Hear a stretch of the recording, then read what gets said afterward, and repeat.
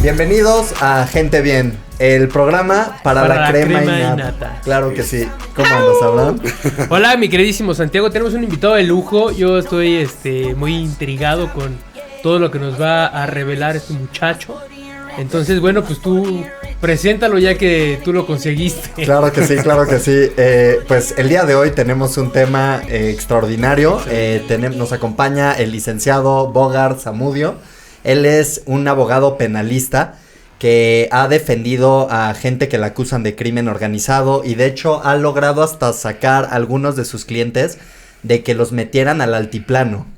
Y al altiplano ya estamos hablando de una cárcel heavy. Es la más... Ya es lo más heavy que existe, es lo más, yo creo que lo más cabrón, ¿no? O sea, ¿el altiplano o existen algunas parecidas? Bueno, antes que nada, pues, gracias por la invitación. Santiago, buena noche, nuevamente. Pues sí, el altiplano ya maneja lo que son delitos del Fuero Federal. Definitivamente ya estamos hablando de delincuencia organizada, delitos más de alto impacto. Definitivamente tenemos ahí secuestros, delitos contra la salud, portaciones de arma.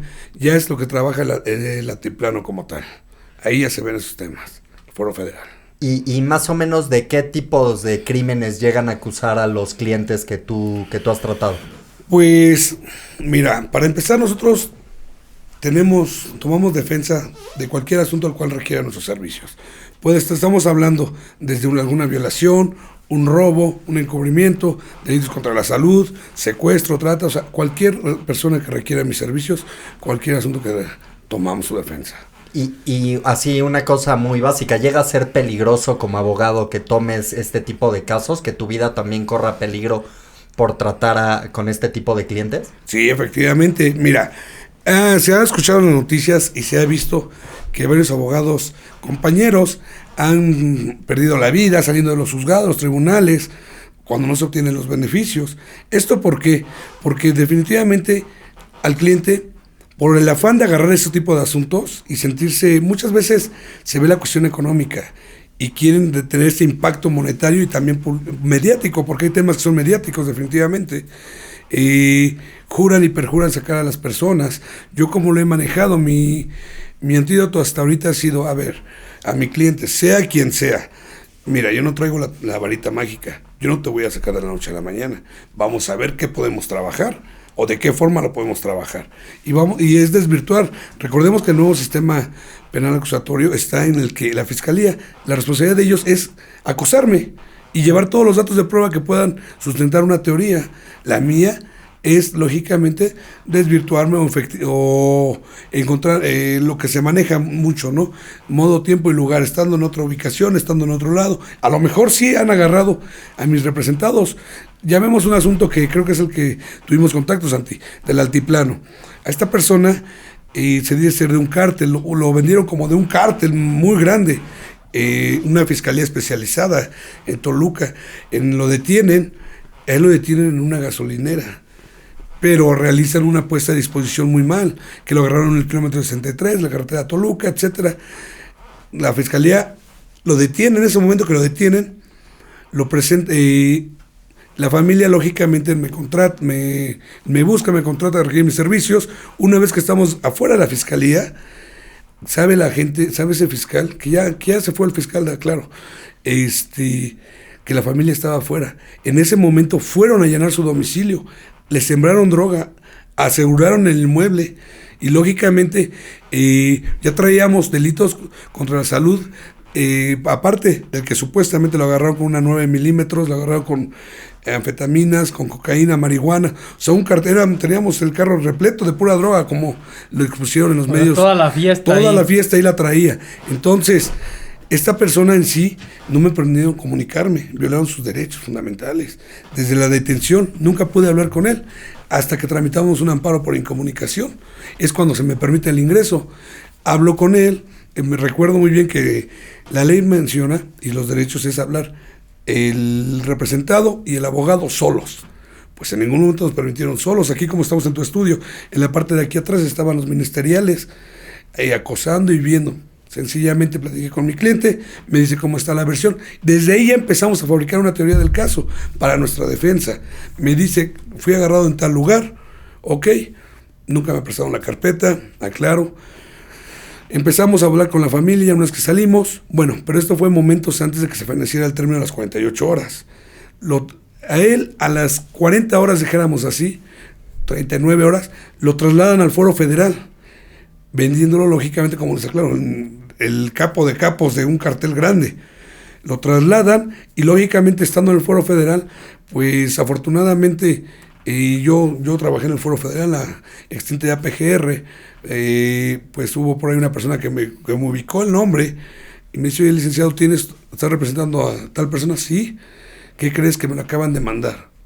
¿Pero cómo? Si estaba en el foro común. No, lo mandaron, lo empapelaron y mandaron hasta el vehículo, todo el cargamento. Ah, perfecto.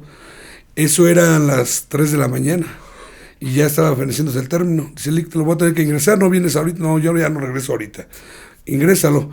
Ya cuando lo ingresan al altiplano, pues ya escucho libremente la versión de mi representado.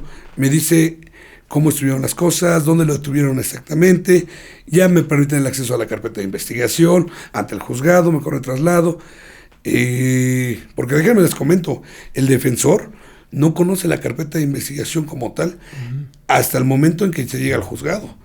Entonces, estamos hablando que una fiscalía trabaja 48 horas para integrarla, meter los más de datos de prueba que puedan para sustentar su teoría. Pues la defensa en 10, 15 minutos tiene que estudiar todo eso que ellos trabajaron en 48 horas. Entonces, ¿qué pasa? Que una vez que es trasladado a... Siempre pasan esas cosas. Sí, lo mismo. En vivo. Ya, pero ya está en silencio. No, qué horror que me pasa. No pasa nada. Una vez que es puesto a disposición, llevamos la audiencia. A través del juzgado, recuerdo el nombre del magistrado, era un juez Cota, o sea, de apellido Cota. Es una persona muy sabia, de verdad fue muy elocuente esta persona. Y él me refiere, ¿vas a requerir auxilio por parte de este tribunal? Sí, necesito videos, trajimos los videos. Y la teoría fue que él estaba en otro lugar al momento de la detención. No fueran las cosas como habían comentado. Ellos dijeron que estaban en el kilómetro 63 cuando lo agarraron en una gasolinera en Los Arcos, en Valle de Bravo. Entonces, ese tipo de cosas ha venido deteriorando el sistema penal. Pero por ejemplo, este caso que suena muy enredado, ¿no? O sea, de cosas que se fabricaron pues para facilitar, digamos, la tarea de pues la fiscalía, ¿no? Me parece. Uh-huh. Pues tú para desenredar todo este nudo, pues eso cuesta, ¿no? O sea, está difícil, o sea, sí, digamos que tu cliente pues tiene que estar desembolsando una lana importante. Y más, yo creo, pues en esta instancia en donde se lo están llevando a una cárcel federal, ¿no? Mira, tienes, ya vi por lo que te vas de la cuesta cuestión de pesos, ¿no? Hablemos de ese tema. Ese tema, mira, por lo regular, uno llega a la agencia del Ministerio Público. Yo me manejo al menos así. Les cobro tanto por asistir a la agencia del Ministerio Público, saber cómo está, cuál es el estado procesal, cuál es el motivo por el cual fue detenido.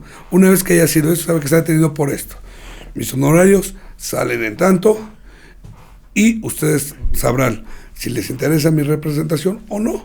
Entonces, ya quedamos desde un principio. Por eso les comentaba, no puedo prometer yo el decirles, júntame tanto, error que hacen muchos. Sí. Júntame 1 millón y te lo saco. Uh-huh. De aquí lo saco del Ministerio Público. O sea, abogado que te diga eso, que te ponga un monto específico, pues te están mintiendo prácticamente. Sí, efectivamente, porque las cosas se van dando en el camino. Yo comentaba, como lo he manifestado, a mi representado lo detienen por una cosa, un delito, y al rato ya traíamos que tenemos que liberar la casa, que fue asegurada ilegalmente, y tenemos que liberar ahora el vehículo, que no era propiedad de mi cliente, era un vehículo prestado. Entonces, ya ahí efectivamente ya genera más gastos, más honorarios. Ya hablamos de otra cosa. Yo cumplo en la primera etapa y le refiero, él estuvo detenido 6 días nada más, 6, 7 días, 48 horas de la fiscalía y estuvo detenido 4 días más en el altiplano. Cuando no lo vinculan al proceso, sale y empezamos a trabajar ahora para la liberación de su casa. Ahí es cuando yo cumplo, se me paga, al escuchar que queda libre mi cliente, yo tengo que salir inmediatamente de ahí. acordar el pago y en su defecto en otro punto, precisamente para que se haga el pago. Yo trabajo por los asuntos de recomendación. A mí nadie, no ves, en mi oficina no ves letreros, no ves nada. Yo puras personas que me recomiendan son las que se les trabaja. Precisamente la fama por la confianza. y la fama esta de son 5,000 de copias. No. Ya ves que se usa mucho, ¿no? Esa era la vieja escuela, ¿no? Al menos a mí me han enseñado a ganarse lo que se trabaja. Sencillo. Sí llega a haber efectivamente, las copias para empezar son gratuitas, el Código Nacional lo refiere, son gratuitas, que a veces definitivamente el Ministerio Público dice, o los abogados necesitamos agilizarle el trámite, sí, ¿por qué no? ¿Sabes qué? Necesito que me apoyes porque vamos a sacar las copias, pero es porque de verdad tengo las copias. Sí. Muchos dicen necesito 5 de copias y nunca tienen las copias. Entonces, de ahí, copias, efectivamente, en la Ciudad de México, por ejemplo, se maneja, no en la fiscalía, ya en el tribunal, ya es recibo. O sea, ahí es de que tienes que hacer la multiplicación, cuántas hojas hay, necesito para tantas copias. Y le mandas al cliente la foto del recibo que pagaste las copias. Precisamente es ganar la confianza del cliente. Del cliente, no saber que sepa que no se le está robando. Así nos manejamos. Por eso hay un costo de honorarios. Yo ese costo lo puse desde un principio y pusimos en cuánto lo íbamos a dividir. Claro. De qué forma iban a ser los pagos. Entonces se aceptó y así se trabaja. No hay peso alguno fuera de lo que ya se acordó. Y la mayoría de la gente que está también en los penales, por lo general, no les han conformado ni siquiera una carpeta y muchas veces ni siquiera los han procesado, ¿no? Hay gente que no tiene acceso a un abogado y yo había visto alguna vez vi una investigación del CIDE que se llamaba El Hoyo, que después de eso hicieron presunto culpable. En México, como hay, ¿cómo se llama? Que te detienen previo a todo, detención, ¿no? ¿Qué es El PG ahora también prisión preventiva. Entonces te pueden meter en la prisión por un crimen que chance tú ni estás enterado cuál es y aventarte 10 años ahí. ¿Pasa seguido esto en el país o ha dejado de pasar? Qué bueno que haces esa pregunta. Ajá. La prisión, son cosas diferentes. Una, la gente definitivamente, la que está en prisión, entra porque sí existe una carpeta de investigación. En el viejo sistema una averiguación previa. Sí existe, claro. Y tu pregunta la voy a dividir. ¿Por qué? Porque la primera es, si hay gente después de 10, 15 años que no ha recibido sentencia. Estamos hablando del viejo sistema. Okay. Entonces, el sistema inquisitivo, instructor, en ese viejo sistema, efectivamente hay mucha gente que todavía no recibe la sentencia y sí está privada de la libertad por delito, ¿por qué están esperando notificar a los testigos, víctimas, etcétera? Y son miles de cosas. Hay miles de pretextos por el cual la gente lleva 10, 15, 12 años de puede ser prisión. que le digan que es inocente. Efectivamente, al final. Y ya se tomarían otras medidas, ahora de mandar al Estado, etcétera.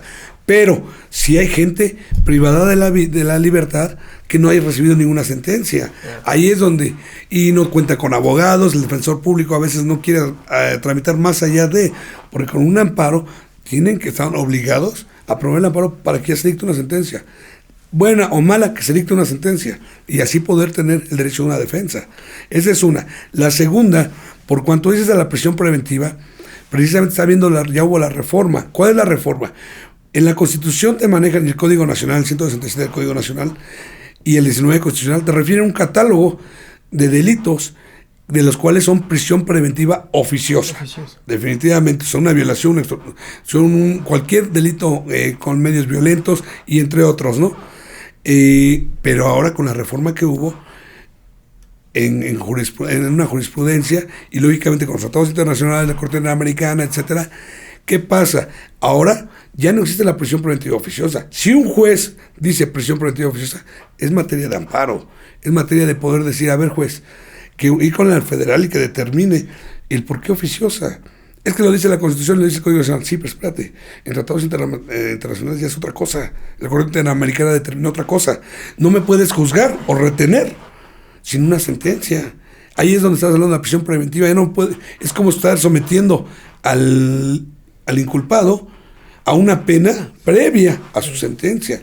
Entonces, ahora, tiene que ser una prisión preventiva justificada. El Ministerio Público tiene que justificar por qué razón no puede estar en la calle.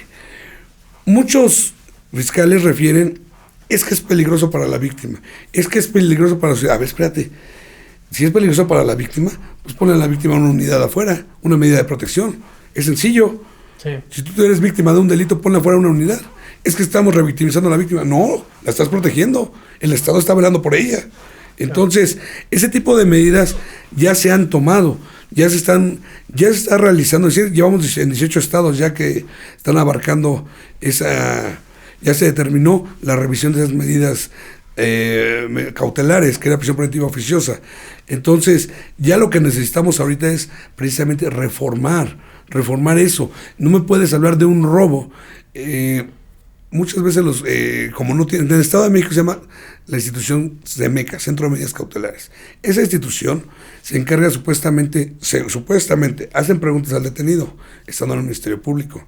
Tienen que acudir a su fuente de trabajo, tienen que acudir a su domicilio para ver si efectivamente vive ahí, si efectivamente trabaja ahí, tiene una forma de arraigo. Claro. Entonces, que como no lo hacían en práctica, pues simplemente no es apto para una medida cautelar y se los dejaban. No, ahora el juez de control ya me tocó, donde hay que debatir. A ver, si tú me dices que no es apto, el Ministerio Público, dale, o Fiscalía, dale al defensor ese informe, para que él también tenga la oportunidad de aportar datos. Sí. Es lo que pasó ahorita con la influencer, la que detuvieron. Ajá. Entonces, es Mendoza Yuritza, no, es una influencer que detuvieron apenas. Sí, por lo que pasó en Antara, ¿no? Efectivamente, por lo de la TikToker. Mendoza, no recuerdo ahorita el nombre. Ajá. No le dieron la oportunidad de poder acreditar que tenía fuente de ingresos, que era una persona estable, que era muy difícil que se sustrajera de la responsabilidad penal. Lógicamente, lo que hace el defensor es solicitar una revisión de medidas cautelares y el exponer todo lo que pueda ayudar a favor de la teoría. Por eso le dan el de firmas periódicas, modifican su medida cautelar.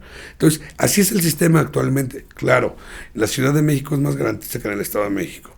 En el Estado de México, hablando con un juez, un maestro en derecho de NESA, refiere que el juzgado, han recibido instrucciones desde arriba, no sé de quién, que todo el apoyo a la fiscalía. Como hicieron cambio de fiscal, el nuevo fiscal había pertenecido al Poder Judicial. Uh-huh. Entonces, ya todo el apoyo. Ahí ya te está predeterminando como defensora que, por más que hagas, no van a salir tus clientes. Llevé una audiencia la semana pasada de violación. El juez le dice al Ministerio Público: fiscal, llevan 3 veces que me mientes. Y ya en esto. Se ofreció un video donde el señor estaba a esa hora en otro lado. Uh-huh. Lo mismo que hice con el otro video, con el asunto del federal. En otro lado estaba mi cliente. No, a esa hora no pudo haber violado a la víctima cuando estaba en otro lado, okay, dejando a sus hijos de la escuela. Pues aún así los vincularon al proceso. Entonces, estamos pasando por eso. Ya no es tan garante otra vez el sistema. Claro. Era la idea, pero ya no es tan garante. No sé si ha quedado respondida la pregunta. Sí, totalmente. Y esos videos, cuando tú tienes que obtenerlos para demostrar como la inocencia de tus clientes, tú tienes que ir a buscarlos, necesitas ir y pedirle al 7-Eleven que te den una grabación de esto y reunir toda esta información. Efectivamente. En el sistema, como es de igualdad entre la fiscalía y la defensa, ya estamos supuestamente a la par. Yo le puedo decir, en el momento de la audiencia, si estamos dentro de las 48 horas del Ministerio Público, le digo: ¿sabes qué, fiscalía? Solicito que se gire un oficio al 7-Eleven, a la ferretería Patito tal, ubicada de tal, que nos remita su videograbación. Me las tienen que remitir. Porque lo pide la autoridad. La autoridad a través de ellos. Nosotros como tal nos coacta todavía ese derecho. Hasta para el C4, C12. Ajá. O sea, todo tiene que ser a través del juzgado o de la fiscalía. Tú no puedes llegar así de huevos. No puedo llegar. Me dicen: bueno, ¿y tú quién eres? Sí, ajá. Pero si ellos te lo quisieran facilitar, sí se podría, y tú lo podrías llevar como una prueba contundente de... Sí se podría, y se tendría que incorporar de cierta forma. ¿Cómo? Si me lo ha dado, si yo voy como defensor o un familiar y me proporcionan la USB o el disco de DVD donde viene el video que yo necesito, tengo que ver quién me lo dio, si es el representante legal de la empresa, y tengo que llevarlo al juzgado para que diga: sí, yo soy el representante legal, aquí está mi poder, vino el defensor, yo le di acceso a las cámaras y le estoy dando la USB de color tal. De esa forma lo tengo que incorporar. Oye, hablando de videos, así a ojo de buen cubero, tú que eres experto en este tema y que ahorita está muy de moda lo que le sucedió a la maestra en Cuautitlán Izcalli. No sé, supongo que estás al tanto, ¿no? Sí. Ya ves que llegaron los papás a golpear a una maestra porque había maltratado al niño, ¿no? A uno de preprimaria, algo así. De kinder, de kinder, sí. Y ahora lo que, bueno, los meten, ¿no? Según esto, que porque querían... Cohecho, primero cohecho. Ajá, que era el que quisieron darle dinero a los policías. Efectivamente. Salen a las 48 horas, los detienen por extorsión. Que bueno, ahí yo creo que se vio lento el abogado defensor, ¿no? Ahí no tramitó el amparo a lo mejor a tiempo, lo que sea. Se regresan, pero ahorita hay un abogado defensor que no sé si es el mismo, que quiere demandar a la escuela, me parece, que ¿cómo fue que apareció ese video en redes sociales? ¿Cuál? ¿El del celular? Bueno, el de la... Es que hay dos videos. Hay de cómo amenazan a la maestra y después a él le tomaron el celular y adentro del celular encontraron un video de un cuate que estaba secuestrado con los ojos vendados y los pies amarrados. O sea, porque se le fue aumentando como la cantidad de cargos que se le están echando encima. Que ya ahorita, sí, escuchando todo lo que estás diciendo, ¿no? Esto de tu cliente, cómo le fueron a allanar su domicilio y demás, pues también, todas las pruebas que ahorita presentaron ante que es una persona, yo creo que mala, ¿no? O sea, por tener una pistola no cualquiera. Personas. No cualquiera. Y sacárselo a la maestra de kinder. Pero aún así, güey. Imagínate, mínimo un güey que te está mentando la madre en el tráfico, que también es de enfermo mental. Pero casualmente le encontraron todo esto, ¿no? Así lleno de droga, marihuana y demás. Pero aquí el asunto es que el abogado defensor está queriendo hacer pleito porque alega que cómo fue que este video de seguridad del patio apareció en las redes sociales. Yo creo que también al momento de volverse mediático, pues aumenta la relevancia y se le complica todavía más el manejo de caso a los defensores, ¿no? Mira, te voy a poner un ejemplo, ¿vale? Si yo ahorita dijéramos, te jaloneo, pum, te raspas con la mesa y después se rompe un brazo, ¿qué pasaría? ¿Tú qué harías? Pelear la lesión del brazo, ¿no? Definitivamente. Claro. Pues me rompiste un brazo. Sí. Dentro del jaloneo, pues me raspé, pero me rompiste un brazo. Sí. Si yo te dijera, te voy a pelear el raspón nada más al momento de jalarte. El brazo, pues ahorita, pero el raspón, ¿qué pensarías de mí? Es tu respuesta, ojo. Sí. ¿Por qué?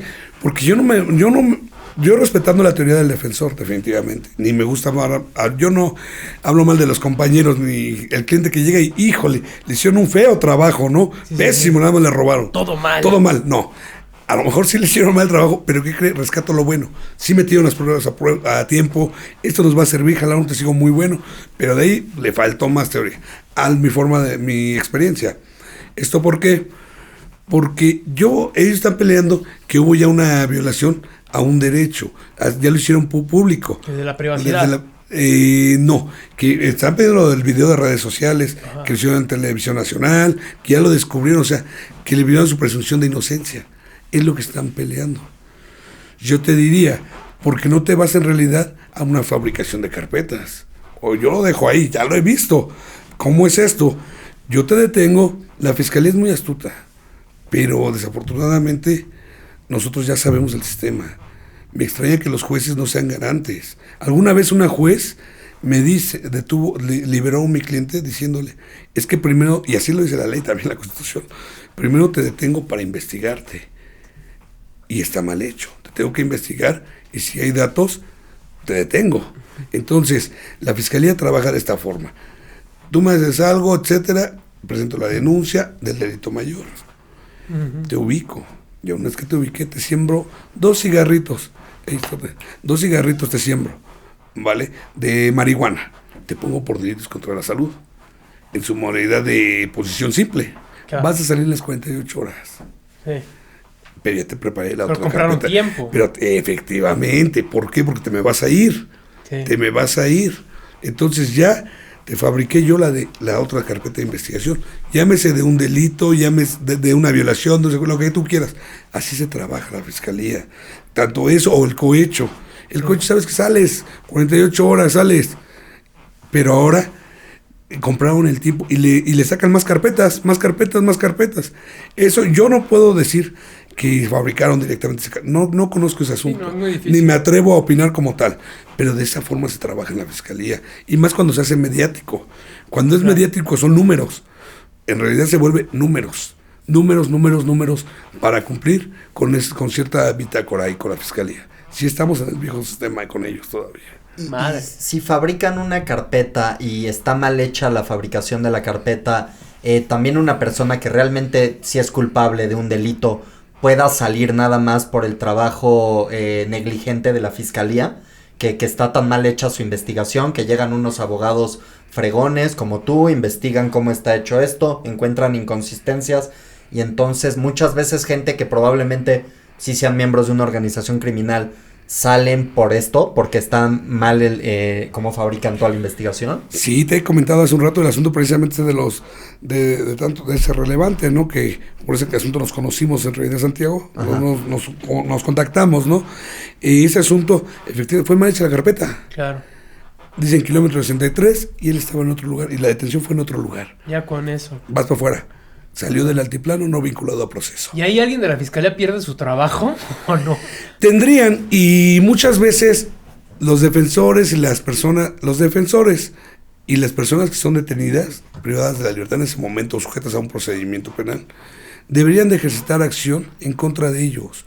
¿Por qué? Porque si no me vinculaste a proceso, se determinó o se acreditó que no existieron datos mínimos para vincular, porque recordemos que la vinculación dice la ley, que existan datos mínimos, o sea, una denuncia, un psicólogo, un dato mínimo que puede decir que pueda presumir que a lo mejor cometiste el delito, no que lo cometiste, que a lo mejor lo cometiste y te sujetes a proceso. Entonces, si es así, y dijéramos, no lo vincularon a proceso, entonces no existen ni datos mínimos. Ahora sí, yo te debo denunciar al Ministerio Público que me retuviste ilegalmente, claro, que me fabricaste esto. Pero es la víctima, es el imputado o el detenido. Ya se convierte en víctima del Estado como tal o de la institución. Y el abogado también debería de apoyar esa situación. Pero muchas veces la mala experiencia que tienen las 48 horas, los tratan horribles a los familiares, déspotas las fiscalías, sí presumo de eso. Yo trabajé en una fiscalía, les digo en PGR, he trabajado en diversas instituciones de gobierno y nunca he tenido ese trato con la gente. ¿Por qué? Porque para empezar son servidores públicos. Estamos para atender al público. Bueno o malo es mi chamba. Y yo no voy a juzgar ni a determinar. Yo tengo que integrar porque es mi etapa de mi chamba. Y la integración de carpeta. Sí. Pero no tengo por qué ser déspota ni con el detenido y con los familiares. Más aún, cuando ven a las personas muy humildes, los familiares los tratan horrible. Horrible los tratan. Entonces, pues bueno, yo lo he dicho, con la vara que midas serás medido nada más. Pero aquí el cliente a veces dice, ya no quiero problemas, ya me quiero a mi ya casa, estoy afuera, quiero dormir, ya. Me voy a mi casa, ya quiero salir. El asunto de mi cliente, él estuvo 1 año fuera de su casa, rentando. Sí. Sus hijos sufrieron emocionalmente una afectación horrible. Su hijo era chiquito, en ese tiempo tenía como 8 años, 9 años. Su hijo veía una patrulla, agarraba a su papá, no quiero que te lleven. Claro. Las niñas, señoritas también, les robaron todos sus útiles, mochilas de escuela se las robaron cuando llenaron el inmueble, le robaron la tablet, todo. O sea, esos cateos son... Sí. ¿Y la familia estaba ahí durante el cateo cuando entraron? No. Ok, porque eso debe ser un trauma también muy grande, que entren hombres armados. Efectivamente, aquí afortunadamente pues todos estábamos en el Ministerio Público, vemos a ver una van express polarizada, dijimos... Pues, ¿quién va a ir? No alcanzamos a ver por fuera. Lo que no sabíamos que él iba adentro y lo iban llevando a su domicilio para allanar su inmueble, porque fue una allana al final de cuentas. Pero ¿qué pasa? O sea, ¿qué es lo que pasa? O sea, porque vemos en la televisión, en las noticias y demás, ¿no? Personas que son muy peligrosas y que son arrestadas, incluso realizando algún delito, ¿no? ¿Por qué se complica tanto a la fiscalía o a quien sea, pues mantenerlos presos? O sea, ¿por qué? ¿Qué es lo que pasa? ¿Qué hacen mal? Porque yo veo que, y hay mucha gente que dice, lo agarraron y ya estuvo tal año, y lo arrestaron tal vez, o sea, lleva 30 veces que lo arrestaron y en ninguna se pudo quedar en la cárcel. O sea, ¿qué es ahí? ¿Cuál es la falla? ¿Qué es lo que pasa? Bueno, definitivamente hay varios aspectos, ¿no? Por el cual se vaya. A veces no es tanto la fiscalía, a veces es la astucia del defensor. ¿Por qué? Porque se pueden hacer varias cosas durante el procedimiento y va a salir mi cliente, asegura su libertad. Ahí es cuando te atreves, y yo lo he hecho, a lo mejor no lo puedo decir, ¿no? Pero sí he hecho varias cosas que le digo al cliente, ahora sí, le aseguro la libertad. Porque yo no aseguro nada, porque no sabemos cómo se vaya presentando el panorama, o el escenario cómo venga a futuro. Le dices un escenario y le dices otro, y de repente cayó en el bueno, como defensores. No te queda porque no se queda. Se va a quedar sujeto a proceso, y nos vamos a llevar el año en el reclusorio, ni modo. Claro. Pero de que sale. Y te lo garantizo. Sacamos un asunto de un violador, que hasta, pues sí, desafortunadamente es mi chamba. Dentro de esa violación procreó un menor. Ahí, para empezar, la fiscalía no supo sacar el ADN del menor. No supo cómo atraer a la mamá, a la víctima, para traer el ADN. Nunca hubo ADN. Y luego otras cosas que realizamos, y la víctima fue a decir, es que no es cierto. Wow. Entonces, o sea, hay varias cosas que tenemos que ir trabajando. Pero la víctima dijo que este hombre no la había violado. No. Okay. Y dice la fiscalía, es que ¿por qué lo habían detenido a él? Supuestamente violación. Pero ¿por qué? ¿Por qué le habían Lo que pasa es que encima? En este asunto, ella era una niña de 22 años, recuerdo bien. Supuestamente el abuelito la venía abusando de ella sexualmente desde los 14. En sí fue madre como a los 15, 16 años, algo así. Yo lo he determinado, pues es mi chamba. Claro. Yo no soy aquí para juzgar, es mi chamba, tengo que cumplir con lo que me contratan y se acabó. En sí, yo, una regla, un paréntesis a mis clientes es, no me interesa lo que te dediques fuera de aquí. Tú me contratas para este asunto, tengo que trabajar. Claro. Y se acabó. Y voy a trabajar lo mejor que yo pueda. Y vamos a ver qué se nos presenta. Pero lo que tú trabajes de aquí afuera, no me interesa. De igual forma, en este asunto, dije, a ver, este asunto lo podemos tirar de esta forma. Vamos a hablar con la niña. Habló con la niña. Da un cambio a la versión y dice, lo que pasa es de que mi hijo, mis abuelitos no me lo querían dar, porque yo andaba en la fiesta de noche, día y noche, ellos preocupados por él, y pues se me hizo fácil ir a presentar una denuncia por violación. Ya. Sí, y que el niño era procurado derivado de esa violación. ¿De verdad tanto así? Y lo detuvieron, orden de aprehensión, iba para adentro. ¿Cuánto tiempo estuvo él encerrado en lo que tú lo liberaste? El año 2 meses, porque se nos atravesamos 2 periodos vacacionales. ¿Cuántos años le podían tirar a él y también al del altiplano? ¿Cuál ha sido más bien el cliente al que más años le podrían haber tirado que tú hayas tratado? ¿Cuántos años hubiera estado ahí? Pudo haber estado unos 40 años, 45 años de prisión. Porque aquí hay un límite de cuánto tiempo te pueden poner. Una cadena para... No, cadena perpetua no, pero porque nada más estábamos por esos delitos. Bueno, aquí estaba delitos contra la salud, portación de arma. En la sumatoria debe ser como 35, 40 años de prisión que le hubieran dado. Claro. De este lado, por las cantidades que se manejaban. De este lado, pues la violación hubiera estado 25 años, 30 años. O sea, al menos los asuntos que he agarrado son de impacto de que si no te vas, son más de 30 años, 35 años que te vas a quedar. O sea, agarro ese tipo de asuntos que sabemos que tenemos que pelear, dejar la vida en el tribunal. No hay más. Y así el juez se esté callando, se esté intentando multar, porque hay jueces que no te dejan hablar. Sí. Hay jueces que te dicen, no, te desechan todo de manera prepotente. Wow. Te desechan todo. Cuando el juez, es que él mismo lo dijo, el testigo, él mismo está mencionando, yo nada más le estoy diciendo que me diga de qué color, etcétera. No. ¿Cómo no, juez? Claro, hay medios de impugnación para eso. Claro. Pero definitivamente, si ya vas sobre tu teoría de eso, lo dejas pasar. No pasa nada. Y si ellos son culpables o inocentes, a ti eso no te importa. O sea, tú en realidad tú lo ves así, tú como nos dices que es tu chamba, sí. Tú tienes que hacer el mejor trabajo posible. Y no sé, ¿en algún momento tú has sentido algún arrepentimiento de haber dejado libre a alguien que sí dices, chance este güey es un mal elemento para la sociedad? No quiero que esté aquí caminando entre nosotros. ¿Te ha pasado? Híjole, refieren por ahí, recuerdan los viejos refranes que dicen, ¿no? Que la cárcel y el hospital nadie se le desea, ni a tu peor enemigo. Ajá. Entonces, y yo a lo mejor me veo un poquito, no sé cómo lo puedan mencionar, ¿no?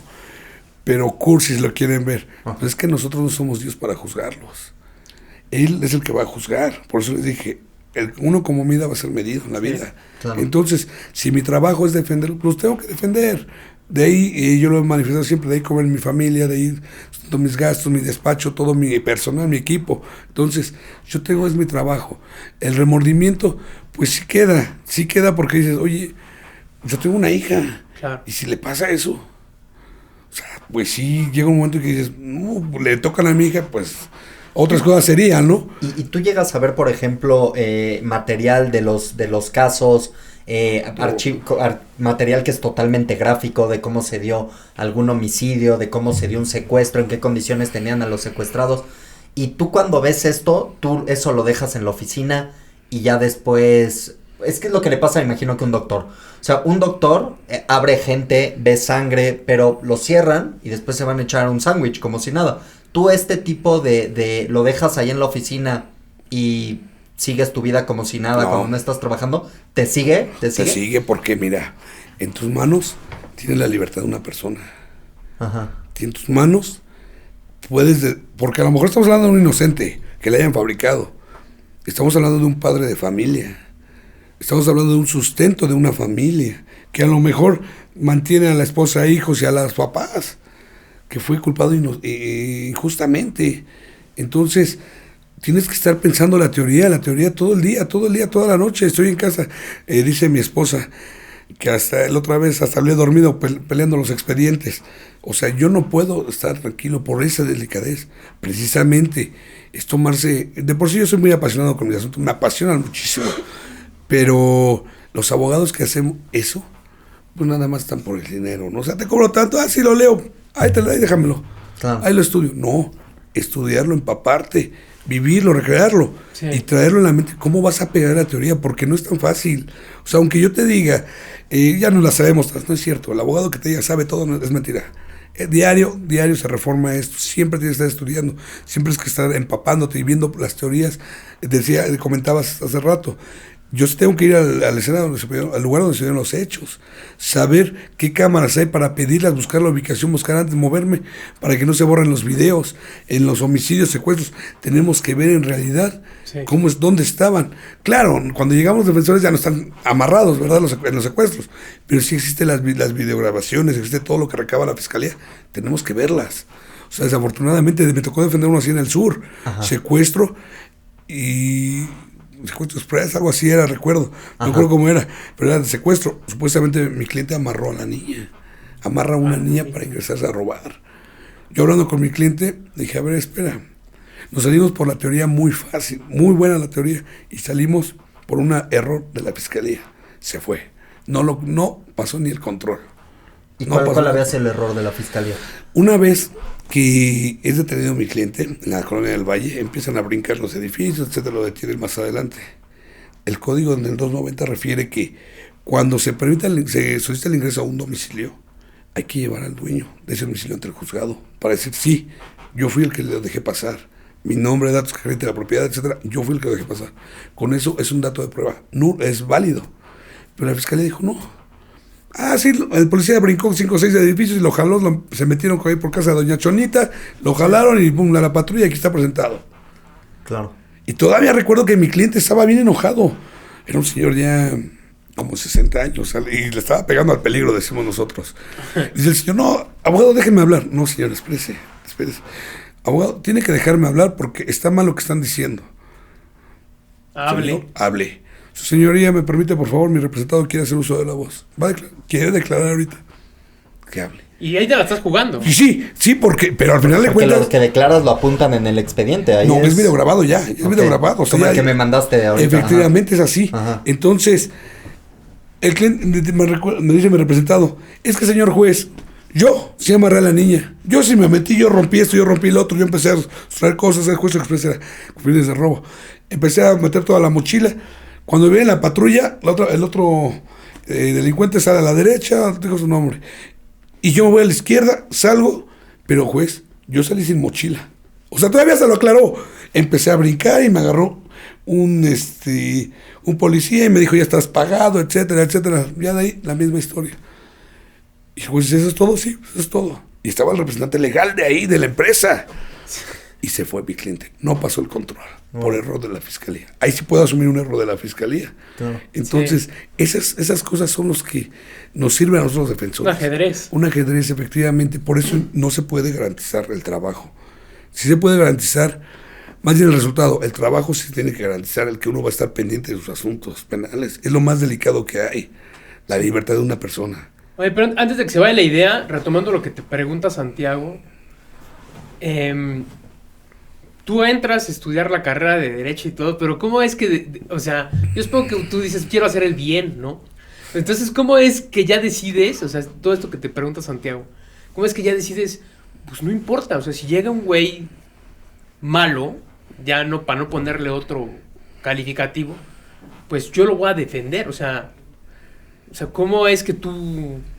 No es como ahí una guerra de ética mental o no sé. O sea, digo, no es que esté mal, digo, todos necesitan un representante, pero ¿cómo es que tú decides, pues va, me voy a rifar? Mira, al final de cuentas tienes que ver a la persona. Déjame te digo que a veces el delincuente, por experiencia que hemos representado, es una persona hasta bien preparada. Porque a veces uno se estudia mucho. Y tenía muchísimo dinero. Y era de los más delicados que hemos tenido en nuestra firma al menos. Entonces, el tratar con él, platicar con él, sabes que estás platicando en realidad casi con la muerte. Lo tienes ahí enfrente, o sea, donde digas, no, o le juegues mal, ¿qué va a pasar? Pero por eso te dije el antídoto es, mira, yo veo que las cosas van de esta forma, o podemos llegar por aquí. Yo no tengo la varita, y esa es mi palabra, de verdad, yo no tengo la varita mágica para decirte te voy a sacar. No la jugamos, dices, vale. Si dices sí, yo te cobro tanto. De esa forma vamos pagando los honorarios. ¿Te gusta? ¿Le entras? Sí, vamos a darle. Estas son las mejores palabras y vas tranquilo. Si te presenta un escenario difícil, ya ven, ahora nos ganaron por acá, pero vamos a meterle esto y esto y esto. Pero ¿qué pasaría si le digo, te voy a cobrar tantos millones de pesos y te voy a sacar? Y no pasa. Y aparte vas a dar los 5,000 de las copias. Y aparte vas a dar esto. Y le jugaste mal. Pues, lógicamente tiene, primero, el rencor por estar ahí, el enojo por estar adentro o en un problema. La segunda, porque le robaste dinero. Sea dinero bueno o malo, le robaste. Sí. Entonces, y la tercera es su ego y es su poder. Entonces, desde un principio vas asentando las bases cómo vas a trabajar con el tipo de gente. Sí da miedo, sí. Pero depende también la forma en que uno aborde ese tipo de asuntos, ¿no? ¿Hay casos que no aceptes? Sí. ¿Alguno que nos puedas mencionar? Pues de unos homicidios. Una persona que ya cometió más de 5 homicidios. ¿Y cómo habían sido los homicidios? Pues esta persona ya estaba mal psicológicamente desde la primera entrevista que tuve con ella. O sea, él era ya... O sea, te contactan, vas, lo entrevistas y ahí decides. Sí, muchas veces lo siento en el despacho, o sea, sin problema. Yo tengo cámara de seguridad por todos lados. ¿Lo viste en el despacho o ya tenía prisión preventiva? No, en mi despacho. Ah, ¿en serio? En mi despacho, sí, lo cité. ¿Y por qué él pudo recurrir a ti si lo estaban acusando de homicidio? ¿No lo había encontrado la policía? Ya traía orden de aprehensión, estaba escondiendo. Ok. Ya traía orden de aprehensión. Él le refirió que traía 5 homicidios ahí arriba, etcétera. Ya en cualquier momento lo detenían. Ajá. Y lógicamente, pues como era recomendación, sabía que llegaba a un lugar seguro, donde no lo iban a poner. No Perdón la expresión, nada. Pero claro. Así nos manejamos a lo mejor los penalistas, no con esas palabras. Pues un poco sí, más, claro. más callejeras, ¿no? Sí. Pero no lo iban a delatar, ¿no? Cuando fuera con nosotros, sabía que era seguridad. ¿Por qué? Porque era una recomendación de un familiar. Te espero, bienvenido, vamos a platicar, pero no te preocupes, ¿estás seguro? No hay problema. Al menos llegando a mi oficina y saliendo de mi oficina, vas a estar tranquilo. Sí. Yo creo que al punto donde te muevas y de ahí pasa otra cosa y es tu problema. ¿Y los homicidios, este cuate que era como un sicario, sí? Y había matado gente ya con... psicópata y sicario y todo traía. Y que le ves los ojos de que tiene la mirada que ve a 10 pesada, kilómetros. Ajá. Ya pesada, entonces dices, no, aquí no me conviene. Y si le dices que no, también no es peligroso, que también ahí te estás jugando con la muerte, porque chance... Se enoja. Ajá. Y dice, sí. Afortunadamente, cuando llegó ese asunto, yo tuve que irme a otro estado a trabajar. Ajá. Entonces, te había comentado que andábamos por ahí en Vallarta. Sí. En Guadalajara, en Jalisco, no en Vallarta estábamos, en el municipio de Vallarta. Entonces, con eso fue lo que me ayudó a... Es que sabes que no tengo tiempo para tener tu asunto, que tengo que ir. me tengo que ir porque ya me contrataron para acá, entonces no puedo apoyarte ahorita. Ya. Si quieres, a distancia. Porque y ahí, cuando les dices, si quieres, te ayudo, o dime con qué familiar, vamos diciendo cómo va tu abogado, dices, bueno, dijo que no, pero todo el mundo está pendiente de mí. Ajá. ¿Y cuánto va a ser? No, nada, yo gratuitamente te voy apoyando a ver cómo van las cosas. Y así te los manejas. ¿Y lo detuvieron a esta persona al final? ¿Lo Ya encontraron no o supe. no? Ok. Ya no supe. Porque hay tanta gente que detienen que no hay manera que tú sepas. Efectivamente Si... no sabemos. Claro. Porque ya no me contactó el familiar nuevamente. Claro. Qué bueno. Ni yo pregunté. Qué bueno, sí, no, Y qué ya, bueno. ya llegó y te explicó de qué crímenes lo estaban acusando, qué crímenes, cómo habían pescado, cómo habían visto a las víctimas, te había contado Sí, como cosas muy escabrosas o qué fue sí, más o menos lo que te dijo. Ya era, en sí esta mujer hasta las violaba. En serio. Y Violaba y te mataba. lo dijo abiertamente. Abiertamente, ¿sí? sí. Y tú tienes Ahí como- es cuando dices, no, No, mejor no. aquí no. y tú tienes una cosa de secrecía, de como con un psicólogo, que si te dicen algo, tú te lo tienes que guardar y Y te se lo llevas queda. a la... Ok. Sí, o sea, te estoy contando así ciertas las cosas, ¿no? Tampoco estoy diciendo, bueno, de tal, no. Son abiertas y, como dices tú, hay ética profesional, no puedo decir todo. Claro, claro. ¿Y tú cómo empezaste? ¿Cuál fue el primer caso que tú trataste? ¿Tú entraste de pasante en algún despacho? ¿Cómo empezaste tú en esto? Sí, mira, yo empecé muy temprano en la carrera, a los 18 años. Yo ya estaba estudiando Derecho. Y creo que tenía medio año ya de ser pasante en Derecho para el licenciado David Salgado Arteaga, es del corporativo Salgado y Asociados, recuerdo, porque él fue amigo de mi padre de infancia. Entonces salió un abogado y Bogart, pues yo había intentado ser futbolista, llegué a tercera división profesional, etcétera. Pues ya no me gustó el fútbol, ahora de castigo, pues te vas a barrer el despacho de David Salgado. Me mandan a barrer el despacho de David Salgado. Pero ya eras bueno jugando fútbol. Sí, afortunadamente sí, pero pues ya sabes que te gana mucho la fiesta, te gana el que ya crees que ya estás más allá, o sea, la inexperiencia, ¿no? Ajá. Te vas a barrer. Sí, entonces me mandan a barrer el despacho. Ya estando en el despacho de pasante, es más, yo era el que iba por las niñas, o sea, era el IBM, todo, completamente, del doctor David Salgado. Ya después me empieza a decir, oye, pues métete a estudiar, recanijo y todo, las palabras, porque así nos hablamos. Él y yo, por la confianza que hay, pues él fue mi niñera, dicen, casi de chiquito. Él me fue induciendo al estudio, y se mete a estudiar. Bueno, papá, ¿sabes qué? Pues voy por la segunda oportunidad, porque mis papás me apoyaron mucho en el fútbol. Y la segunda oportunidad viene en mi escuela, no, papás, apóyenme. Pues que me meten a la escuela y me apoyan. Entonces, estando allá en la escuela, pues ya desde los 18 años, 19 años, yo ya trabajaba como notificador en un ayuntamiento, y de ahí el doctor Salgado me ingresó como 16 en el primero penal de primera instancia de Nesa, el que foliaba los expedientes, cosía, les dicen 16 que son los meritorios o el que va a ayudarles a los juzgados. Ya después regresamos igual al ayuntamiento, a los 23 años pues yo ya era jefe de departamento en PGR. Ya teníamos ahí el cargo, era Dirección de Investigación e Información en Vistaduría General, del área que se encargaba de detener a los AFIS, a cualquier servidor público corrupto. A los 23 años yo era jefe de departamento. Entonces vine creciendo muy rápido, madurando muy rápido en la carrera, porque tenía que hacerlo, ya era papá. Entonces eso me tenía que obligar a llevar ya dinero a casa y trabajar. Mi primer asunto penal fue también a los 18 años. Una violación, recuerdo bien. El señor traía orden de aprehensión. Fue en los límites Ciudad de México, en Nezahualcóyotl, algo así, por las vías, vía Tapo, que se le llama de aquel lado. Al señor, su esposo lo había denunciado igual, violación. Fue al DIF dijeron, denúnciala por violación. Y lo denunció por violación, le liberaron orden de aprehensión. Pues el señor tenía quién sabe cuántas carnicerías, tenía mucho dinero el señor. Entonces, estudiando la orden de aprehensión, digo, no, es que faltan más datos, más elementos. No eran datos de prueba, eran elementos probatorios en ese tiempo, en el viejo sistema. Y si hacemos un amparo, ¿qué tal si hacemos un amparo? Pero como el Bogart todavía yo estaba estudiando, pero todavía ni tenía la materia de amparo. ¿Qué hago? Pues me puse a leer la ley de amparo. Estaba yo en el ayuntamiento y vi un amparo por ahí que llegó de materia administrativa. Pues lo transcribí. Y dije, pero ahora le voy a montar el articulado en materia penal. Y afortunadamente ganamos. Fue mi primer asunto que ganamos en cancelar esa orden de aprehensión. Llegaste a la oficina, te aplaudieron. Sí, o sea, ni yo podía creérmelo. O sea, 18 años, un amparo. Se llama... Ese yo creo que sí puedo decir el nombre.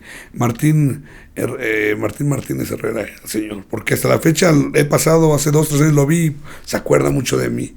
Pues éramos unos niños. Sí, pues sí. Cuando sacamos ese amparo. O sea, yo empecé muy temprana con la carrera.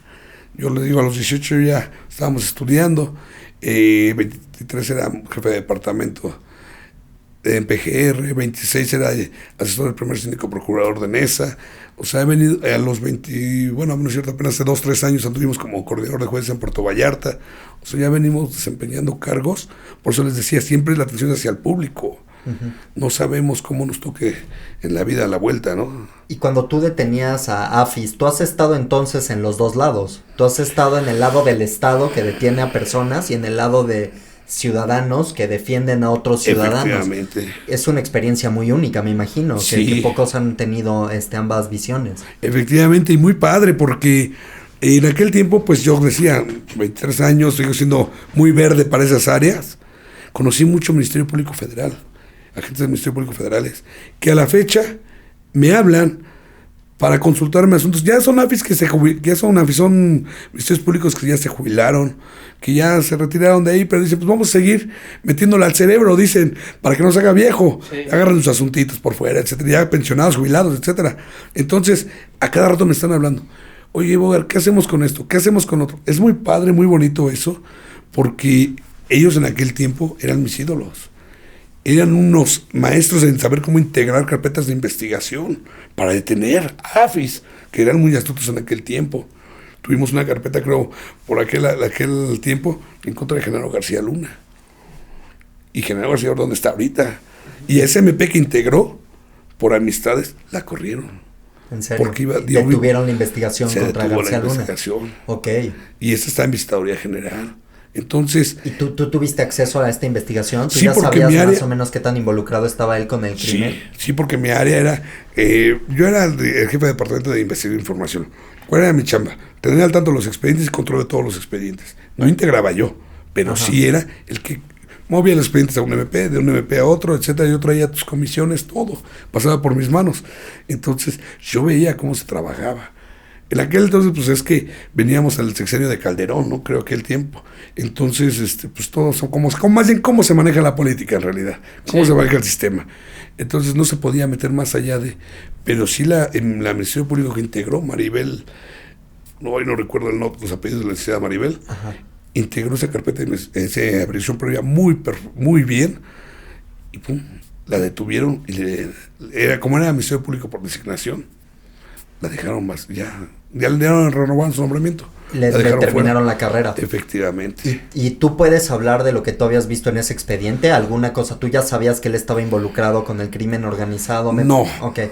Ahí éramos nada más responsabilidades administrativas que pudiesen ser en penales. Ajá. La cuestión administrativa todo empezó por la balizada de las unidades, mal uso de unidades. Por eso se empezó a integrar esas obligaciones previas, esos procedimientos administrativos en contra de ellos. Ya se determinó que sí existía responsabilidad administrativa y hasta penal, y se tenía que turnar a las fiscalías correspondientes, y hasta ahí se detuvo.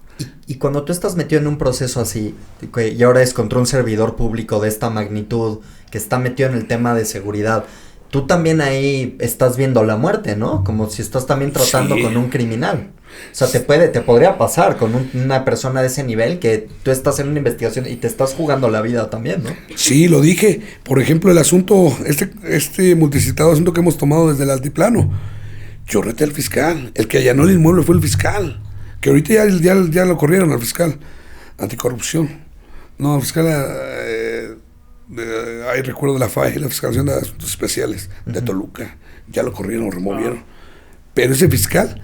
Yo ahí sí temí, por eso les decía, cuando le dan la libertad a mi cliente, subo a la camioneta y digo, cliente, a mis familiares, nos vemos, ya oyeron la libertad, nos vemos, el despacho de dos, adiós, vámonos, porque aunque a veces, aunque les des la libertad, ¿qué pasa?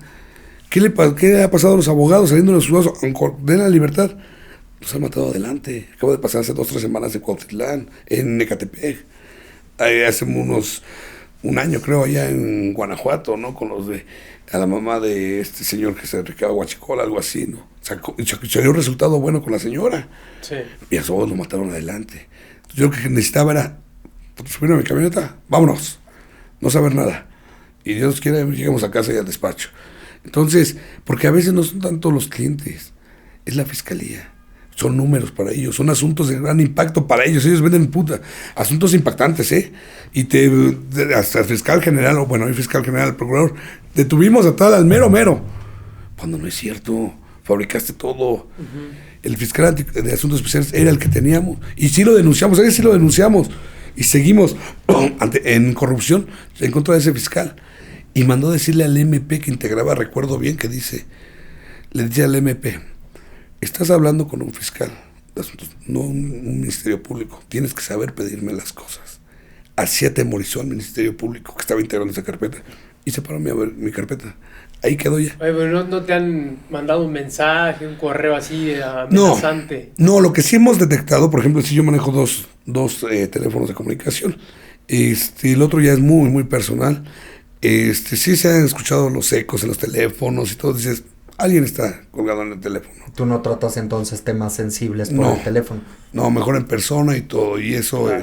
Escaneamos bien a la persona antes de entrar cuando son temas delicados. ¿Y tu seguridad, tú tienes un auto blindado, tienes alguna persona que te cuide o andas así como si no? Andamos bien sencillos porque, si supieras, andamos hasta en un carrito, hasta en los Spark andamos en un carro bien sencillo. ¿Por qué? Mi trabajo ha sido satisfactorio. De verdad que no tengo que esconderme de nadie, no le he trabajado mal a nadie. Entonces, sí le temes a lo mejor a la fiscalía, pero ¿sabes qué sería? Yo no me atrevo a decir que puedan atentar, no. A lo mejor puede detener y meterme algo, sembrarme algo, fabricarme algo, y pues bueno, tendríamos que trabajar en ello. Pero a eso sí se le teme. Yo le he dicho muy bien a los muchachos jóvenes del despacho, y consejo que doy, ¿no? Cuando un elemento, policía municipal, sabemos que los retenes, los operativos, esas detenciones son ilegales, pero sabemos que no le vas a poder ganar. Es como un partido de fútbol, el árbitro no le puedes ganar. Sí, te sacó y vámonos. Sí.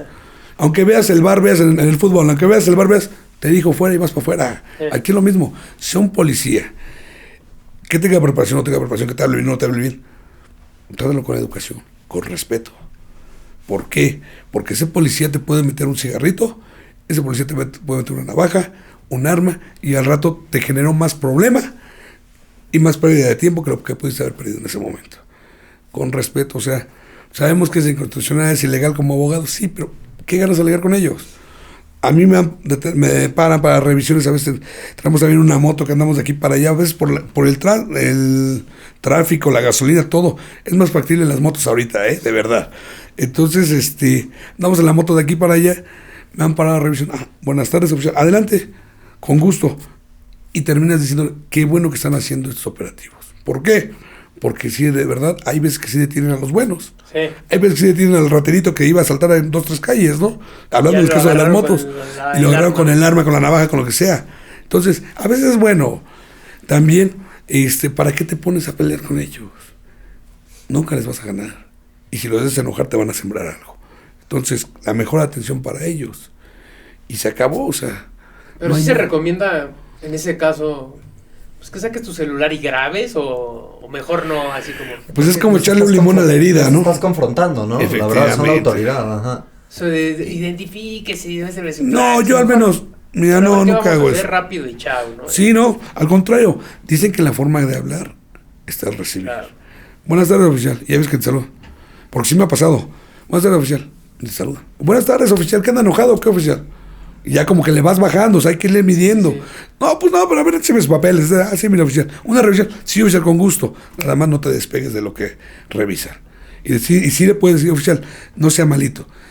Revise lo que quiera con gusto. Nada más déjeme grabar mi revisión, por favor. Sí. ¿Por qué? Porque no hay desconfiado, no tienes nada. No, oficial, es que a mi primo le pasó algo así. Y que cree. Temor. Efectivamente, usted se ve que es buena persona, pero por temor. Es más, ni le voy a tomar la cara ni nada más sus manos. Sí. Y te vas sin problema. ¿Para qué peleas? Para que lo apunten eso, porque la banda siempre pelea, ¿no? Es que no puedes pelear. Tu libertad, tu dinero, tu tiempo está en sus manos. En sus manos de 5 o 10 minutos de una revisión, Así es. Claro. Oye, ¿y tú qué tratas tanto con los policías? ¿Tú también crees que ellos están como en una situación muy desprivilegiada, que ganan muy poco, que un policía también se la juega, ¿no? Si ve un asalto y saca su pistola, él puede acabar en la cárcel por homicidio. ¿Tú crees que ellos también están en una situación de poco privilegio para podernos defender de la criminalidad? Sí, definitivamente están muy vulnerables. Muy, muy vulnerables. He visto en la Ciudad de México, en el Estado de México, en diversos estados que he ido, que los policías los mandan en bicicleta. Está bien, es más cercanía a la ciudadanía. Está perfecto. Pero no les mandan ningún radio, un arma no les mandan. ¿Es cierto que les cobran las balas? Se dice que sí. Chale, no mames. Y hasta los chalecos y patrullas. Y... Claro, que tengas una buena patrulla. Yo entrevisté a una policía que vino aquí al estudio también para otro programa que estábamos haciendo. Y aquí hay una subestación ahora de policías, eso es nuevo, porque antes no tenían ni siquiera un lugar al cual ellos pudieran ir al baño.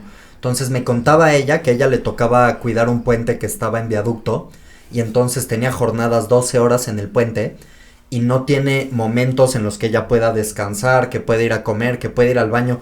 Me comentaba que los policías tienen problemas en los riñones, y aparte que te le estás jugando por la ciudadanía, aquí te ve cualquiera, no, el puerco, sí, no sé qué todavía, y en el estadio les cantan que hay que estudiar, porque el que no estudia policía va a llegar. Esa es una porra de los Pumas.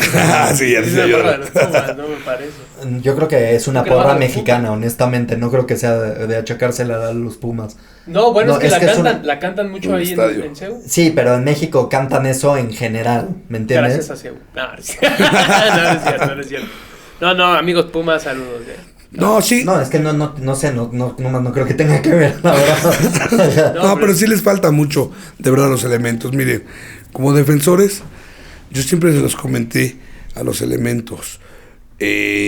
Bueno, cuando estaba en la institución, ¿no? Yo les decía a los elementos que se prepararan más. Porque como defensor, mi eslabón más débil de esa cadena es el policía. Es el que le vas a atacar. Es el que le vas a pegar, porque son el primer contacto que hizo, el primer respondiente. Es el que le vas a pegar para asustarlo, ponerlo nervioso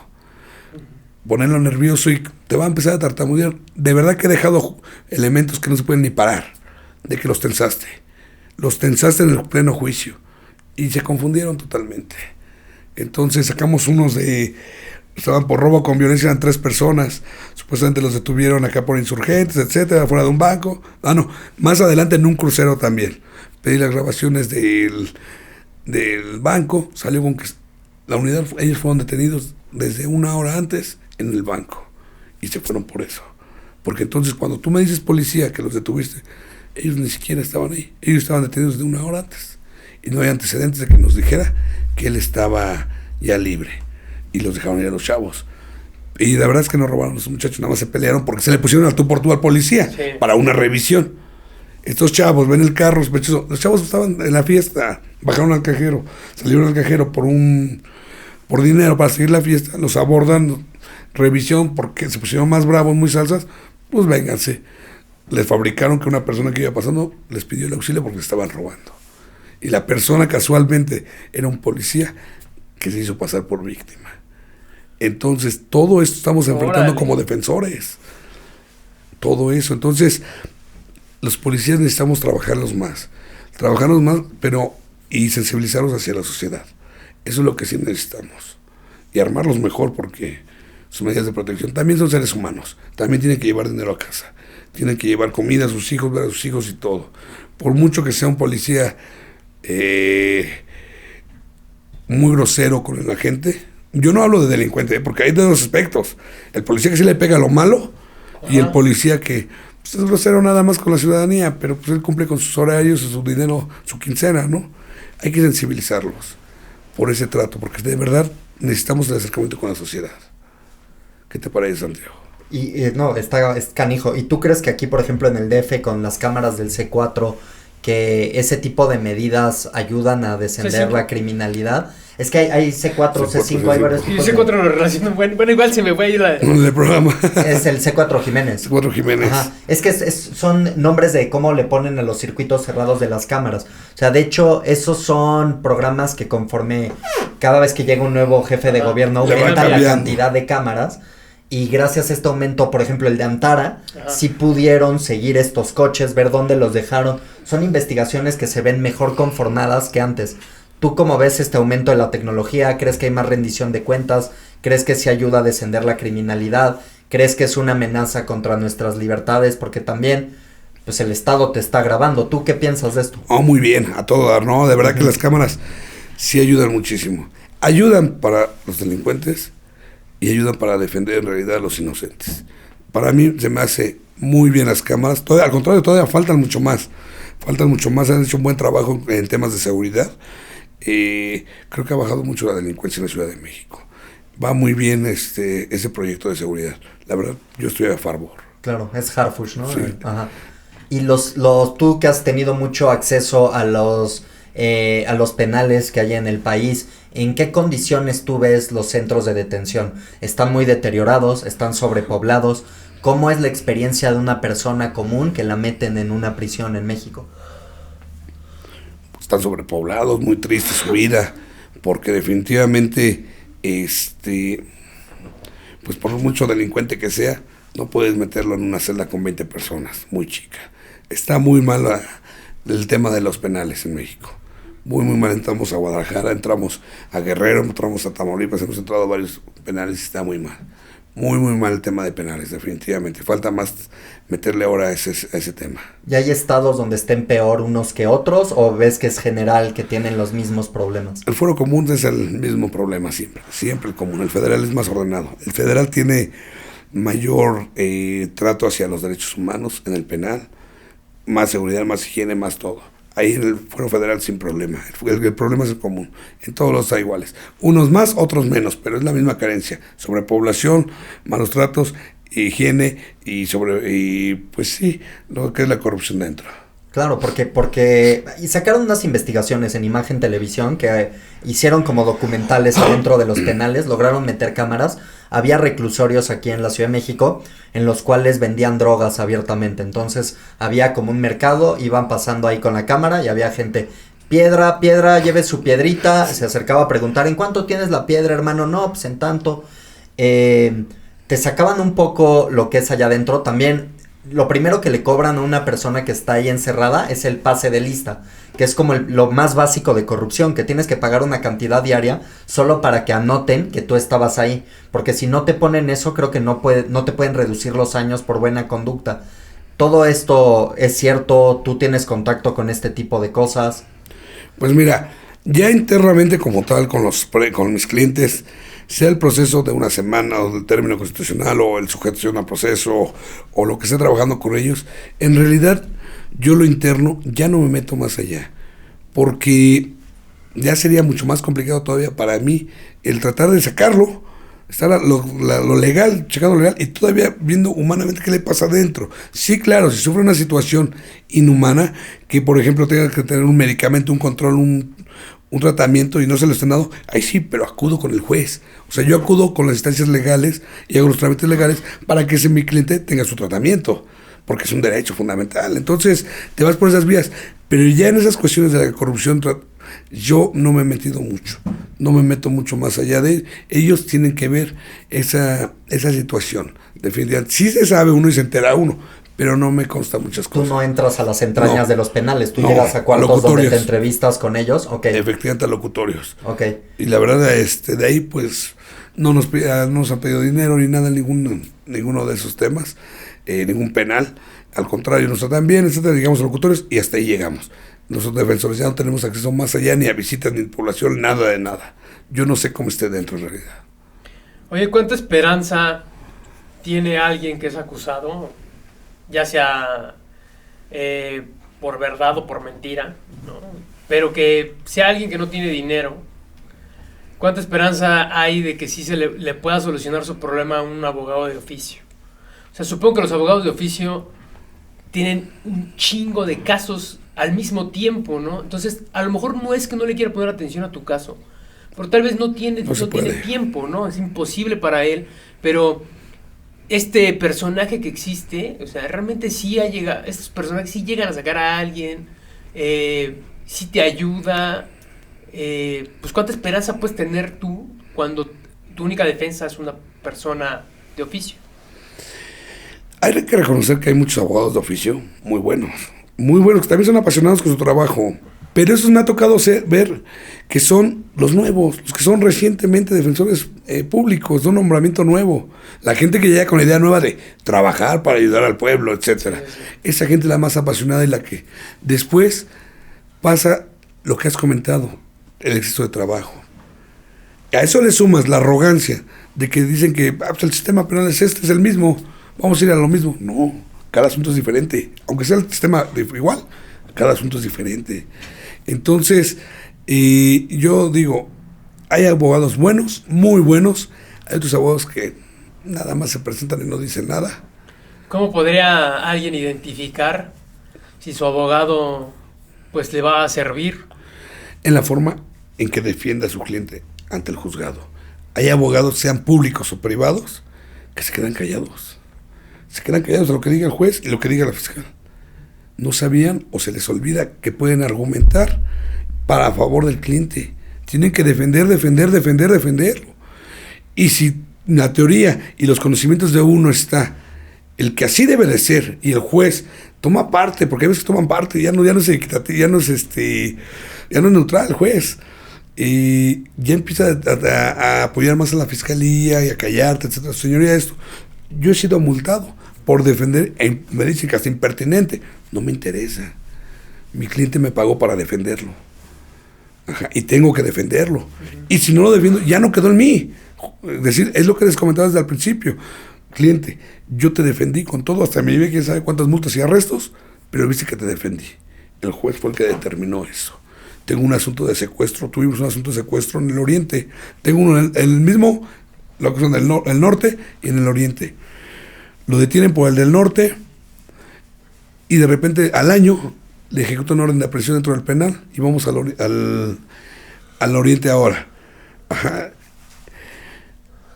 A él lo buscaban a una persona con tatuajes y hicieron, en el asunto del primero, lo meten a una cámara de Hensen, donde hacen el reconocimiento.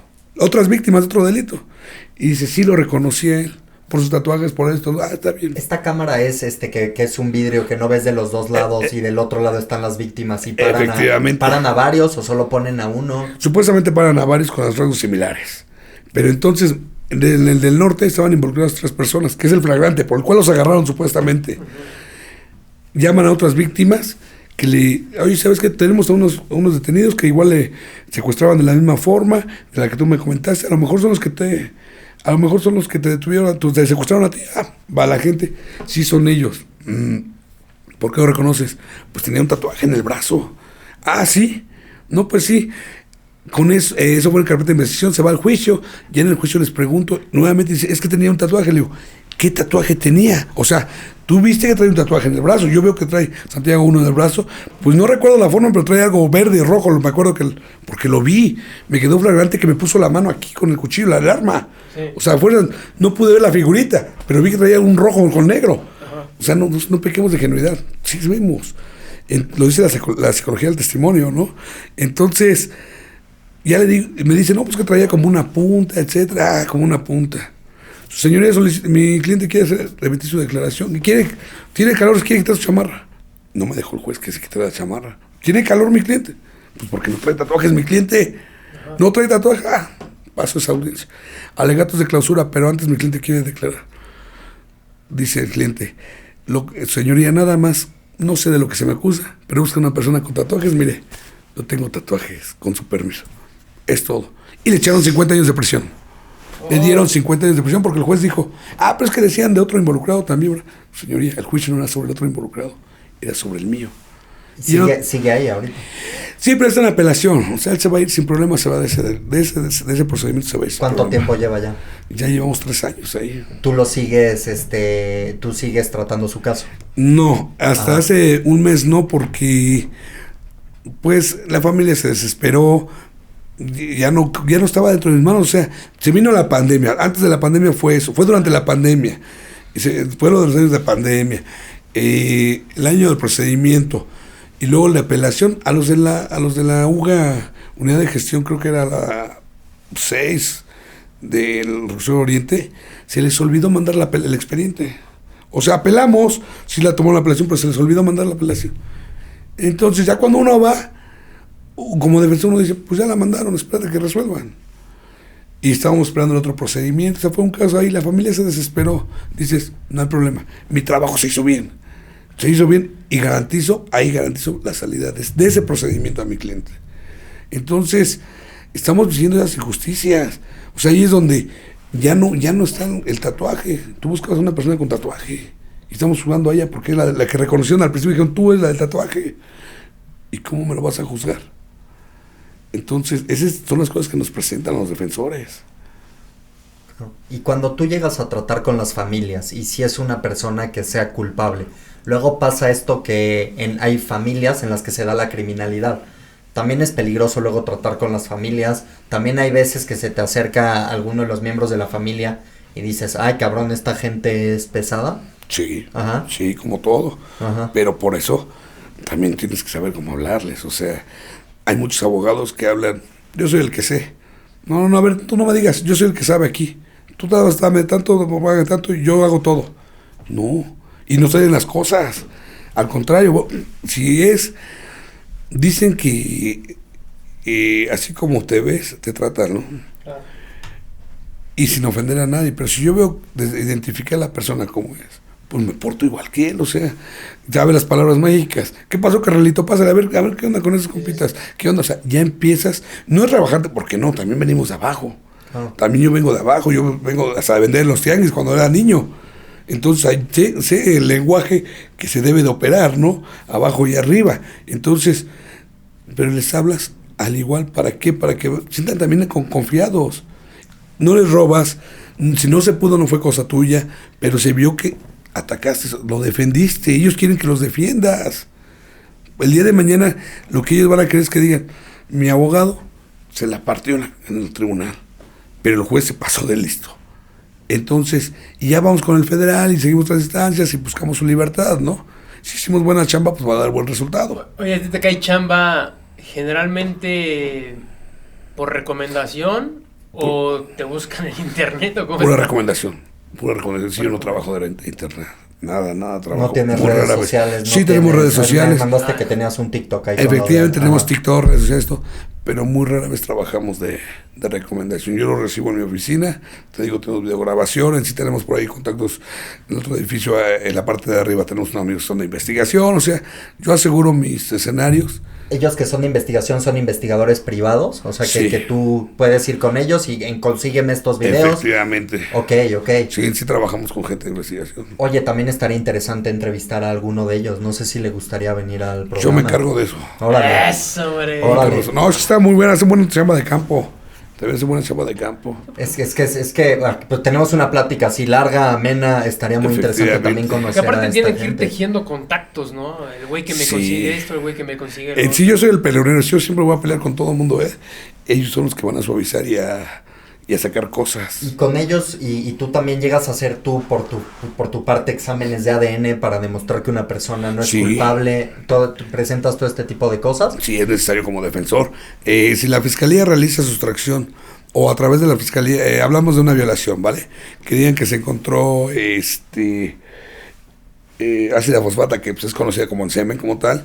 Bueno, fiscalía, tu chamba era saber, para empezar, si era ácido fosfato. Si es semen, ácido fosfato, debes de recolectar esa prueba y mantenerla. Ya que me digas que la mantienes, yo contrato mi laboratorio. Ve, hazle un análisis, sácale sangre a mi cliente o con la simple saliva, el ADN, haces la confronta. Y si da positivo, pues ya qué más le hacemos, ¿no? Me voy al abreviado y le digo, cliente, te vas a quedar 15 años y en 7 años voy a buscar sacarte. Aguántame, porque ya nos siguen amarrados. Pero si da negativa, cliente, vámonos a juicio. Y meto mi laboratorio, mi perito en genética para que determine que efectivamente no fue positivo, ¿no? Entonces ya son las estrategias que tendríamos que usar. También haces, por ejemplo, la prueba de si tienen pólvora en la mano para saber si una persona... Ajá. Sí. Y tienes tú varios laboratorios con los que trabajas para esto. ¿Tienes manera de demostrar que sí le hiciste la prueba al...? Por lo regular la fiscalía Ajá. es la que tiene que hacerse. Y si no, pues presentes es la chamba del Ministerio Público en las 48 horas. Y como defensor entre las 48 horas vas a solicitarla. Y ahí te va un tip. si él está, un ejemplo, Sí. dicen, ¿sabes qué? Salió y disparó y mató a alguien. Entonces, pero espérate, ¿cómo sabes que fue él? No, es que le encontramos en la entrada. Sí, ¿le encontraste el arma? No. Entonces, ¿por cómo dices que es él? No, es que le hicimos, él fue él, etcétera, hay testigos que lo señalan, está bien. Así se quedó la versión. Pero llegó el defensor y dice, a ver, en su entrevista me vas a nombrar como tu defensor y yo voy a solicitar que te hagan la prueba de Harrison para que se termine. Tú autorizas desde este momento, perdón, tú autorizas desde este momento a que se te recabe esa muestra. Sí, yo autorizo, firmas tu hoja de derechos, etcétera, todo.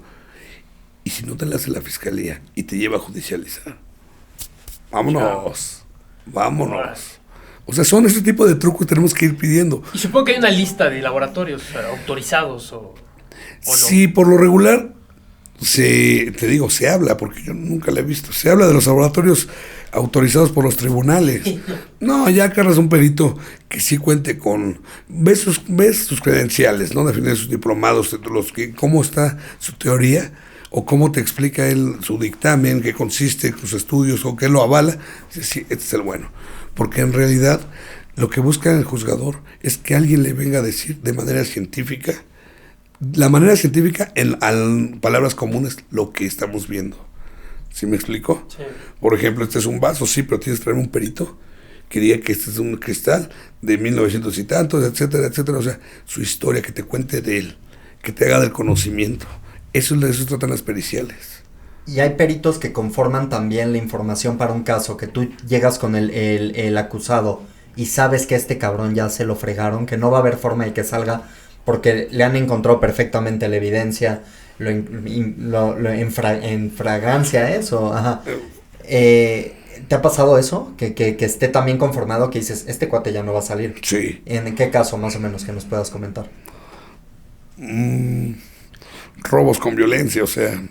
Que los tenían en video, los tienen... Tienen el arma, a la víctima... Pero aún así sí han salido, de repente uno de 100 ha salido, hasta lo tienen arriba del vehículo y salió. Pero por lo regular cuando los encuentras con el arma al vehículo arriba está complicado. Claro. No es imposible, pero está complicado y ya no hay mucho a dónde moverse, la verdad de las cosas. O sea, pero, sí hay gente que hace carpetas. Sí. Púlcaras. Sí. ¿Ya ha mejorado eso? ¿Tú crees que de repente sí dices, ahora la fiscalía ha mejorado? Bueno, en algunos casos, que sí dices, conforman mucho mejor a veces el expediente. O sea, el opuesto a lo que estábamos hablando, que a veces hacen un trabajo de la chingada. Sí, hay otros MPs. Es más, tuve un asunto en Ecatepec hace 4 o 5 años. Eran 5 chicos. El mayor de esos chicos tenía 24 años, el menor tenía 18 años. Ligaba con una chava, muy guapa la muchacha, la señorita, los ligaba a los chicos en antros, etcétera. Y afuera pues les robaban sus vehículos. Y lógicamente de eso también le daban a los Ubers, etcétera, les robaban Ubers y todo. Entonces, esa carpeta recuerdo muy bien, estuvo bien trabajada, que yo dije, no hay ni para dónde, de verdad que no hubo ni para dónde movernos. Y luego, el Ministerio Público que integró fue y la expuso ante el juzgado, porque la integró, la conoce, porque muchas veces se las van dejando los turnos y el último es el que la manda, o en la Ciudad de México la mandan al judicializador, y él es el único que lee, lo que capta y también lo expone, pero no, ahí fue una persona que integró personalmente, es la única que me puso en mi lugar. Y cada quien tenía su abogado. Éramos 5 detenidos, había 5 abogados en la mesa. Yo estaba pegado a la burbuja, donde están los detenidos, ¿no? ¿Y tú cuál estabas defendiendo? A uno de los chicos. Ajá. A uno de los chicos como 22 años. Utilizaban a una chica como anzuelo para hacer esto. Efectivamente. Yo estaba ahí. Entonces estaban los abogados, 4 o 5 abogados aquí, y luego estaba el Ministerio Público solito.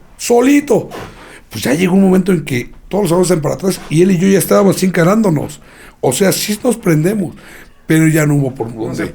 O sea, yo dije, es el único MP, la verdad, que ha merecido mis respetos y que me ha sentado. ¿Y qué información llegaban a tener ahí? O sea, ¿tenían las conversaciones telefónicas entre estos? Conversaciones, geolocalizaciones bien entabladas, con autorizaciones. Todo eso lo sacan del celular, sacan la geolocalización. Si borran mensajes también lo pueden sacar. Todos solicitaron a la empresa, o sea, sí, todo lo hicieron excelente. ¿Y rápidamente lo hicieron de manera eficiente? Muy rápido. ¿En cuánto tiempo? 48 horas. ¿En serio? 48 fue, de verdad, la primera carpeta, de las pocas carpetas que me acuerdo, que he visto perfectamente. ¿Qué le dijiste a tu cliente? Brother, ¿ya valió? Llegó un momento en que el cliente... Sí, o sea, dije, nos dieron. Y sí, o sea, él también, mi cliente, su hermano era abogado, el que me contrata es su hermano, que era abogado de FES Aragón. Él sí me contrata y dice, Bogar, es que soy abogado, estoy titular, que sea mi cédula, pero no sé la materia. Pero tienes conocimientos de derecho. Entonces, la ganancia de esto es que el familiar siempre va a estar detrás de ti. Sí. Te tienen que ver que chambeas. Sí. Entonces, como vio que ya era, haz de cuenta, estamos aquí tú y yo peleándonos y esto y lo otro, y tú me argumentas y yo te sigo dando y etcétera. Y la juez nada más, dense ustedes. Dense ustedes. Dense ustedes y medio apuntando, etcétera. O sea, de verdad fue algo muy impresionante y muy padre esa audiencia. De verdad que hasta me vincularon y dije, sí, o sea, me fui tranquilo. Lo que siempre me quedo privado cuando me vinculan, pero me fui tranquilo esa vez. Y ya después hablando con el cliente, dice, oye, es que tengo un amigo defensor público. ¿Y qué crees? Conoce a Fulano. Y estuvo bien. Le dije, ¿sabes qué? Te voy a decir y un consejo de amigos. Revócame.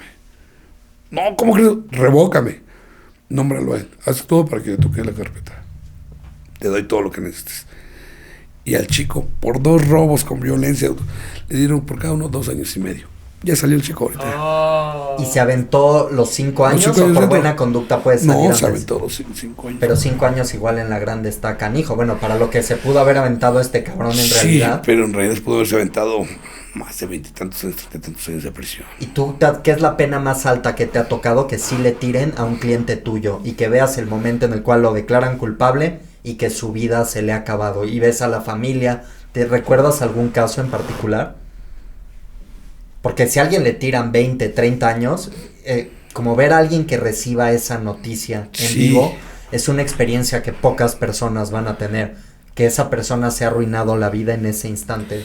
Sí, y no fue tanta pena. O sea, te comenté de 50 años que le dieron y pues todos tristes, pero su hermano que me contrató de aquel asunto me dice, no pasa nada, abogar, está bien, vamos a la apelación. Sí, porque vieron todo el proceso. O sea, lo metí a todas las audiencias.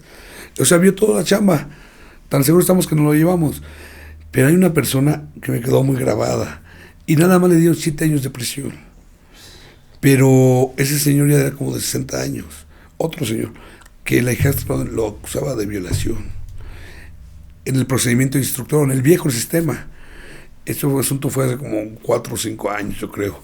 De verdad que fue la víctima. Ahí había careos. Todavía en el viejo sistema había careos.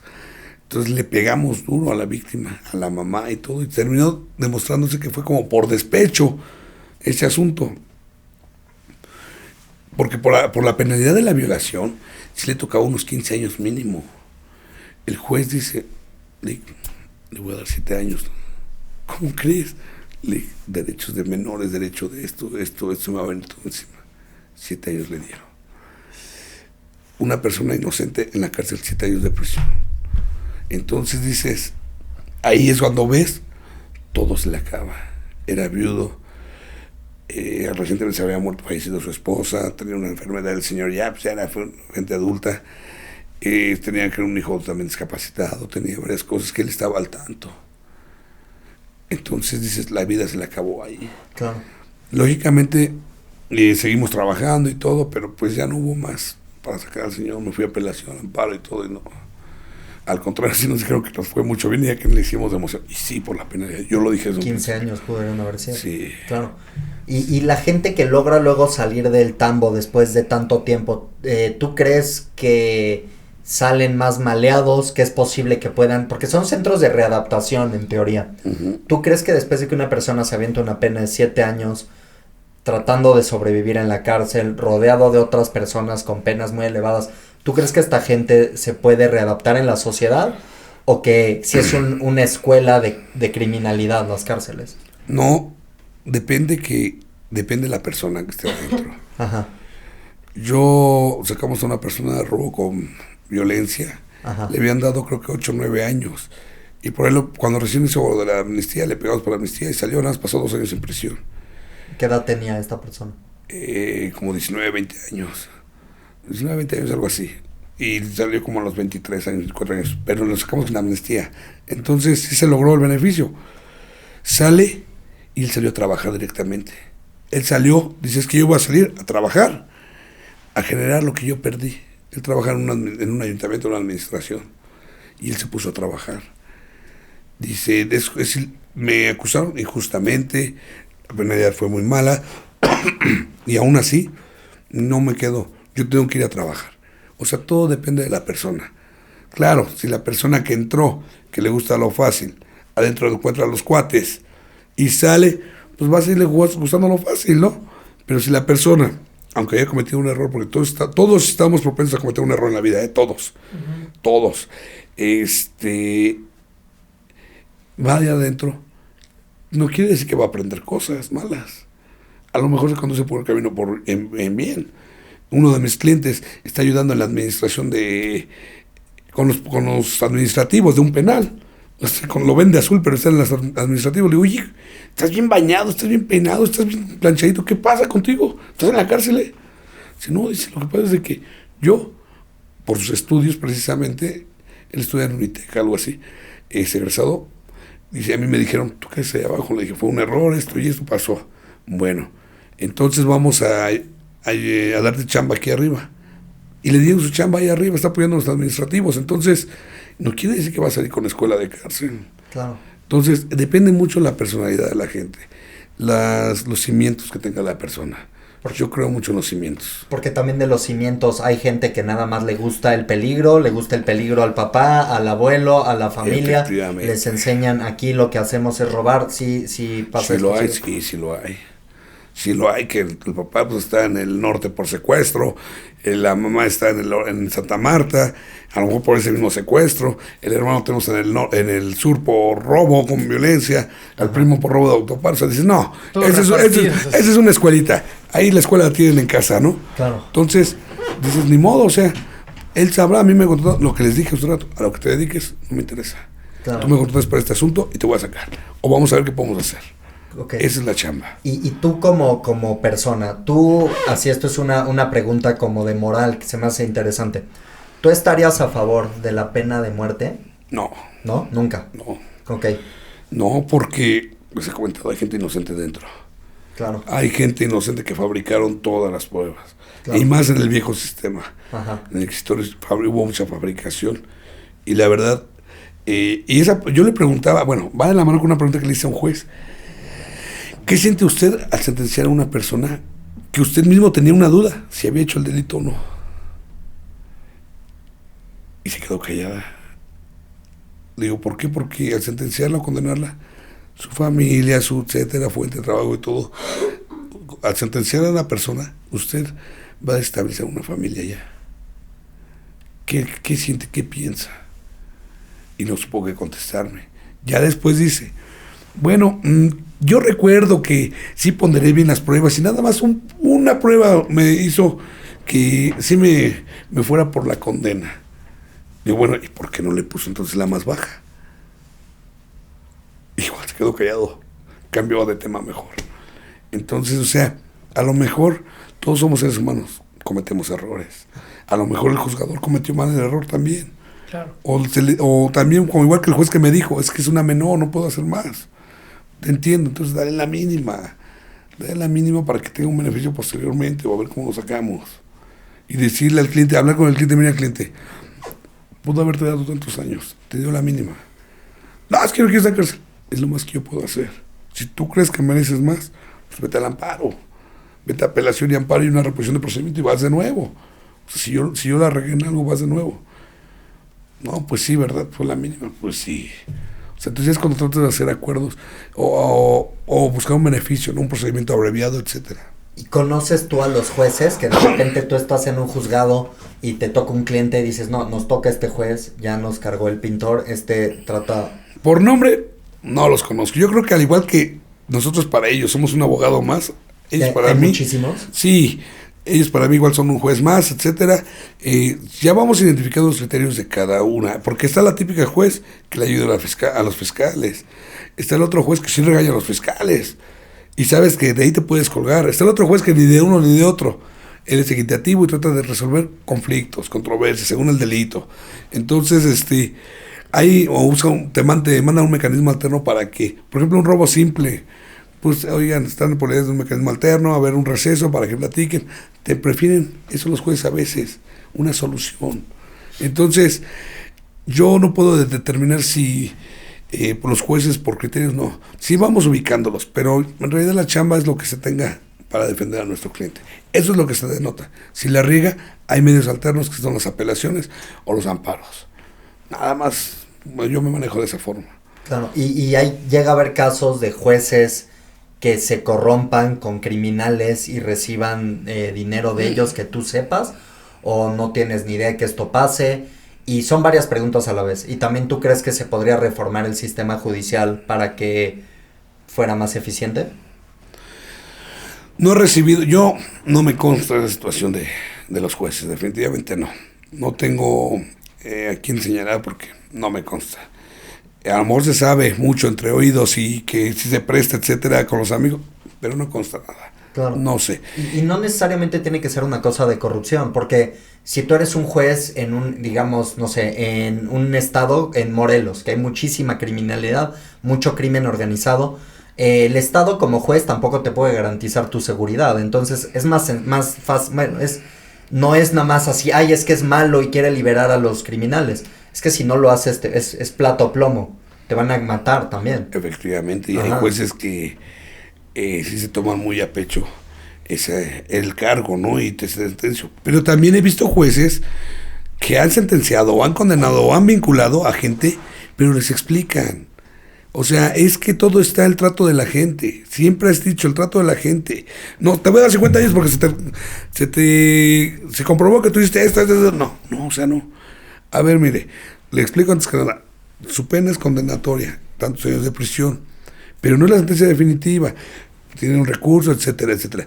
Lo que a mí me ayudó para tomar tal determinación es este medio de prueba, órgano de prueba, tal, le vas explicando bien. Aunque su defensor hizo esto, usted le faltó ayudarme en esto. O sea, yo creo que ahí estuviera más seguro, ¿no? Y yo como digo, pues es que el juez no tuvo de otra, lo dijo. O sea, me condenó a esto porque no tuvo cómo buscarle, ¿no? O sea, pero si el juez es impositor, instructor y va con todo, pues por eso se arregla mucho, una. Y la otra, pues sí necesitamos más seguridad también para ellos, ¿no? Definitivamente. Pero sobre todo les digo, si todos cambiamos esa forma de pensar, yo creo que otro sistema sería. Y hay unos que nada más vinculan por conservar la chamba. Nada, a ver, y les preocupa otra cosa que es la nómina, los nombramientos, pero no les preocupa en realidad ser garantistas. No les preocupa en realidad hacer bien sus funciones por las cuales están ahí. Hemos enfrentado también con eso. Claro, y ahora con la guerra contra el crimen organizado, ¿ha habido un aumento de una demanda en este tipo de servicios? O sea, cada vez se necesitan más abogados que estén tratando el tema penal, porque cada vez hay más criminales, más juicios, sí está al alza esto. Definitivamente está muy fea la situación en México, hay mucho delincuente. Claro. Mucho. Desafortunadamente, en crimen organizado como tal, pues son los delitos de alto impacto, ¿no? Como lo hemos dicho. Ajá. Secuestros, delitos contra la salud, etcétera.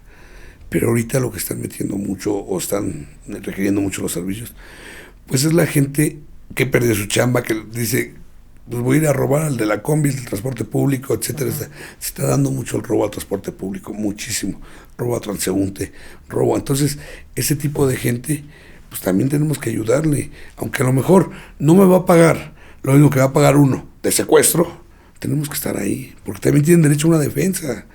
Si ellos dicen, yo quiero al público, adelante. Pero si tú me dices, no tengo dinero, te puedo pagar de esta forma poco a poquito, aceptas mi caso. Lo aceptamos tu asunto. Porque ya estás estás dejando las cosas claras desde un principio y estás viendo que te necesitan de ti. Entonces también a esos ayudamos nosotros. Claro. pero sí se desató mucho la violencia. Ya ves, Patiño, en vez de haber estudiado comunicación, hubieran sido abogados hubiéramos penalistas. estudiado leyes, ahí nos falló, hay más chamba. demanda que para los videos. Hay mucha más chamba. Y una última, creo que muchas de estas cosas la gente las considera como absolutas, como la belleza. Y en realidad eso depende de quién lo mira. ¿Tú también crees que pasa algo así con la verdad?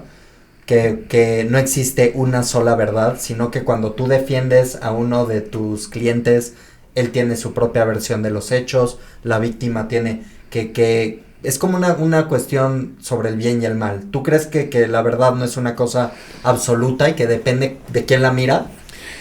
Te voy a responder esa pregunta como ese multicitado asunto que hemos estado hablando, como lo dijo el juez, que así refirió Pablo Cohen, lo probable y lo comprobable.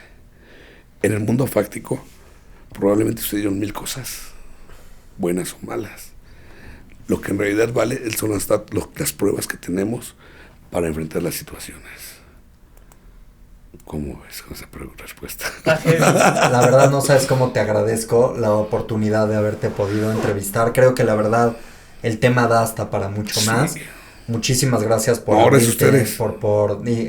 La verdad qué gran entrevista. Sí, mira, la verdad yo también llega un momento en el que ya ves cuánto tiempo llevamos platicando y hasta uno se guarda algunas preguntas porque efectivamente es un tema que te da para muy platicar amplio.